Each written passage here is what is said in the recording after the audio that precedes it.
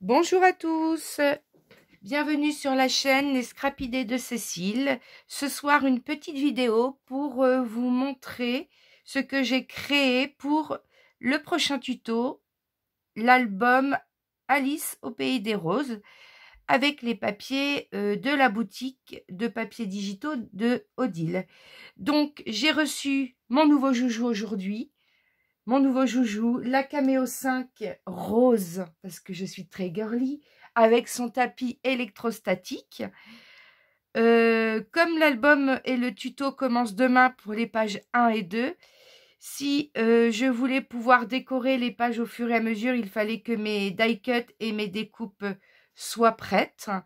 Donc vous avez là sur l'écran, là, toutes celles que j'ai obtenues. Alors après maintes péripéties que je vous raconterai après, donc, j'avais commencé un premier format, donc pour obtenir celles qui sont là.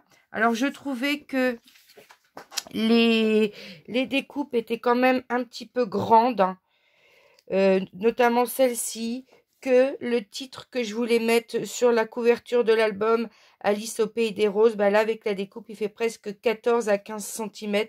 C'est peut-être un petit peu large pour un album de 20 sur 20 cm. Donc j'ai décidé de refaire un autre fichier avec des dimensions plus petites. Alors celle-ci, je vais quand même peut-être en utiliser, mais en les ancrant tout autour. Mais je me suis dit pourquoi pas, parce que j'avais vu une vidéo passer comme ça sur la chaîne de Marie Scrap qui montrait comment à partir de ces die cuts numériques, elle faisait des découpes matage, en fait, pour mater tous ces die cuts. Donc, j'ai repris le premier fichier, alors, en mettant tout plus petit. Du coup, j'ai pu rajouter une petite image d'Alice, j'ai pu rajouter une fleur. Et j'ai créé, du coup, ce fichier. Et en parallèle, j'ai fait le fichier avec les découpes unies pour mater. Alors, regardez. Donc là, ça sera ce que je mettrai sur le titre de l'album. Donc, on a Alice au pays des roses, donc écrit en rose. Et ensuite, on a en dessous la découpe assortie avec un petit matage autour. Je trouve que ça fait très sympa.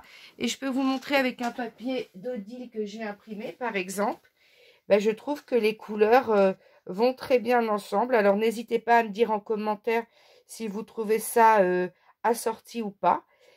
Du coup, tous ces fichiers pour celles et ceux qui le souhaitent. Et je vais en refaire d'autres, parce que ça, c'est les premiers pour les premières pages. Mais je vais refaire d'autres fichiers avec notamment des messages et d'autres images tirées des die cuts d'Odile. Et tous ces fichiers seront disponibles sur la boutique d'Odile très bientôt. Avec, pour les abonnés de ma chaîne, un code qui vous donnera droit à une petite réduction. Alors, tout ça, c'est joli, mais avant d'obtenir ça, j'ai eu quand même quelques péripéties parce que, alors la machine, elle s'installe très bien, elle se branche très bien à l'ordinateur, ça se fait en Bluetooth. Vraiment, ça fonctionne très bien.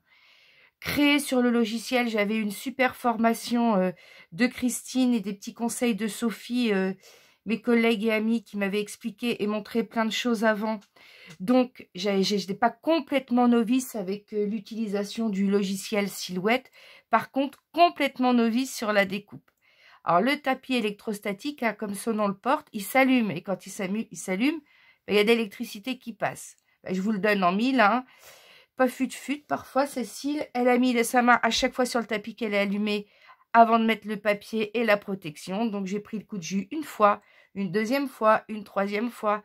Et à la quatrième, je me suis dit quand même, tu mets ton papier, tu mets tout, tu l'allumes et après tu charges dans la machine, ça t'évitera de prendre des coups de jus. Alors par contre, j'ai pas forcément compris tout de suite comment on positionnait le papier sur le tapis électrostatique. Donc il a une petite rayure tout en haut. Bon, hein, tant pis. Malgré le coup, il n'est pas foutu, la lame n'est pas abîmée, j'ai tout vérifié, mais ça donne des choses comme ça. Voilà, vous avez... Pourtant, j'ai suivi les marges de découpe, donc on a des choses qui arrivent pile poil au bord. Alors là, ça allait. Mais là, ça allait comme ça, alors que la machine, moi, sur mon écran silhouette, ça, c'était vraiment plus bas. Et pourtant, j'étais obligée du coup de regarder encore une fois le mode d'emploi. J'avais l'impression d'avoir bien mis ma page. Je pense que malgré avoir tenu compte des marges de découpe, je pense qu'il va falloir que je fasse plus attention et que je me laisse une petite marge de sécurité. Donc ça, c'était au 3e essai, j'ai réussi à faire quelque chose. Au 2e, c'était ça. Voilà, c'était coupé trop en haut. Heureusement, sur ce tapis électrostatique, entre le tapis et la feuille, on a un plastique un peu genre nappe cristal. Du coup, ça n'a pas abîmé mon tapis. Mais bon, ça a découpé en dehors de la zone. Donc, j'en avais une partie que j'ai dû refaire. Et mon premier essai. Alors, le premier essai, j'ai pas compris ce qui se passait. J'ai dû positionner le papier trop haut. En fait, j'ai pas fait attention qu'il y avait un repère sur le tapis électrostatique. Je comprends vite, mais il faut m'expliquer longtemps. Et du coup, voilà. Et c'est là où j'ai eu ma petite rayure tout en haut de mon tapis. C'est voilà ce que ça a donné. Ça m'a déchiré tout le papier, tous les die cuts, comme je demande à que ce soit découpé 2 fois pour être sûr de la découpe. Et ben ça découpait pas dans les mêmes lignes. Voilà, bon bah j'ai eu des essais ratés. Mais au final, j'ai quand même obtenu quelque chose qui me convient avec des matages très sympas qui vont faire en sorte de décorer le futur album du mieux possible. Alors, au niveau du tuto qui va commencer demain, au niveau du matériel, alors qu'est-ce que je vais prendre comme papier? Alors comme papier, je vais prendre du papier trophée. Alors c'est du papier trophée ivoire. Celui-ci, alors attendez, je vais toucher. C'est du 160 grammes.